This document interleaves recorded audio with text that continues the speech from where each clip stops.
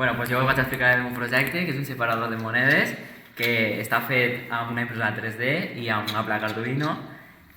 Tracta de que van fer una peça que té, o sigui, geomètricament caben perfectament les monedes i es queden com alineades en els tamans, i quan es fa corrix hi ha sensors baix que llitgen quan es llitja una moneda i després van sumant en aquesta pantalla i les classifiquen com uns pots.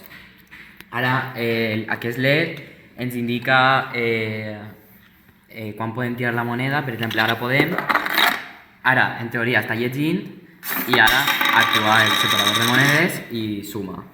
Si volem buidar la utxa, podem fer clic en aquest botó quan parpadeja i posa buidant utxa i ens la buida a 0.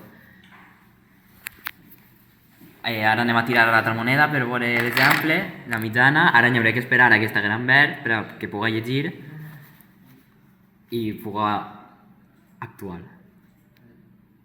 Ara en teoria la podem tirar, es poden tirar diverses a la vegada, però ara llig i ara la classifica i la suma en la pantalla.